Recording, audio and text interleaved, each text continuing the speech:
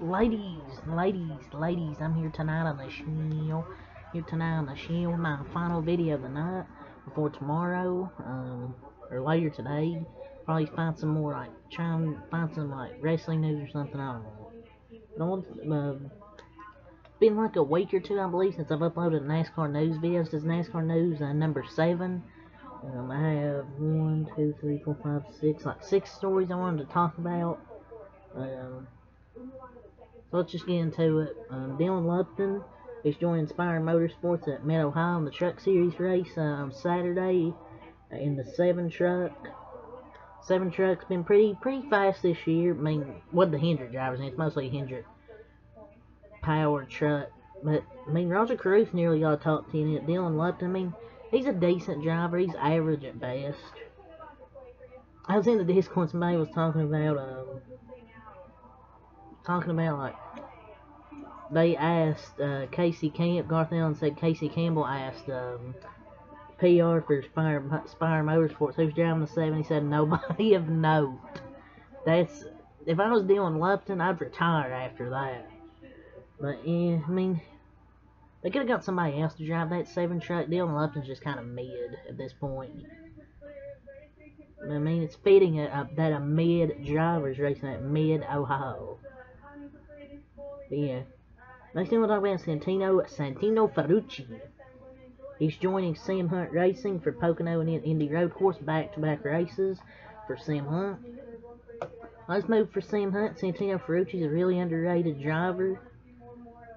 He drove I mean, he ran pretty good last season in the races that he did. He might be in the year before then.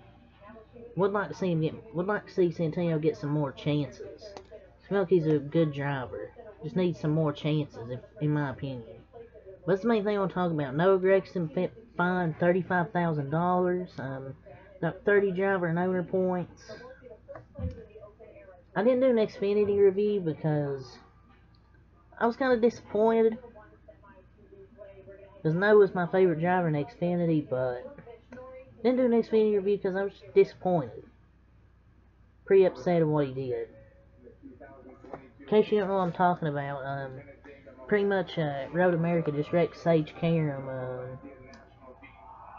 I don't know why you're upset for him. He wasn't that. I mean, he bumped him a few times. If you wanted to bump him off the track, do it in one of the slow areas where you can just run him off the track if you're not happy. Instead, he just hooks a right on the straightaway in one of the fastest corners at that track. You don't do that in that fast of a corner at that track. And not only does he wreck Sage Karam, he pretty much wrecked himself and took out 13 other cars as well. So that's why he got fined $35,000, dropped 30 driver and owner points. And because he pretty much admitted to it post-race. He would have got away with it if he didn't admit to it post-race. Kind of figured the penalty was coming after what he said on Sirius XM radio. That he'll have to work to get those points back in Atlanta. But I mean, $35,000 kind of oddly specific, and 30 driver and owner points. So I feel like this is as harsh as they could get, because if he didn't admit to it, they wouldn't have done nothing. But he admitted to it, so I mean, they had to do something. But man, that's the reason I didn't talk about this after the race, because I was too disappointed to talk about it. But since it was in the NASCAR news, I mean, I can't blame NASCAR. I mean, he admitted to post-race that he pretty much wrecked them, and he took out all those innocent cars behind him. Like I said, if he wanted to spin him or drive him off track, do that in one of the slower turns. The turn coming up was literally a slow corner. You could have drove him off the track.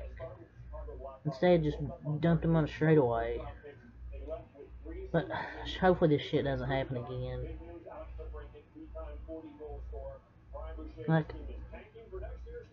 I'll defend my drivers most of the time, but when it's as obvious as that, you can't defend that.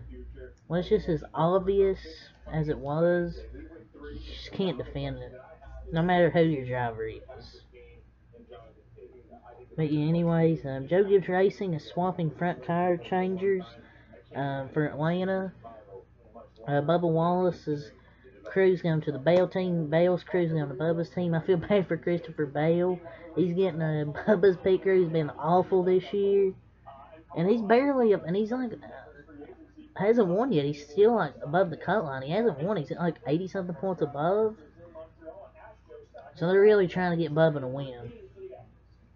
I mean, he's had speed. He just needs better pit stops, and maybe this will do it. But to risk one of your other Joe Gibbs teams not making the playoffs if something were to go wrong, Joe Gibbs Racing, man.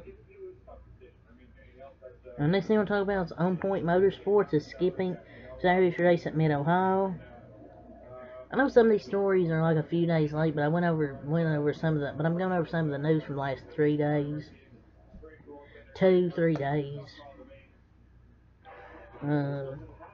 So I don't know why they're skipping the race for. They just said they're skipping the race, and they'll be back strong at Pocono, I believe. I just don't know why they're skipping. They're scheduled around Pocono, and they just elected to skip it. They just elected to skip the race.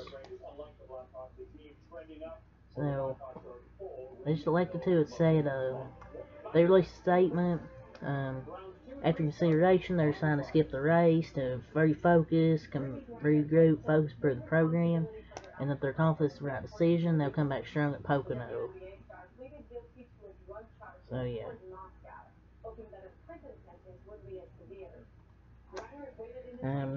And next story came out a few days ago as well. John Hunter Nemechek's joining Venturini for the ARCA race at Mid-Ohio, which is not a shock. They said like if it was a truck driver, it's what they said a few days ago before it was announced. But yep, John Hunter going to Venturini for that one race at Mid-Ohio. So yeah, that's all the NASCAR That's all the NASCAR news.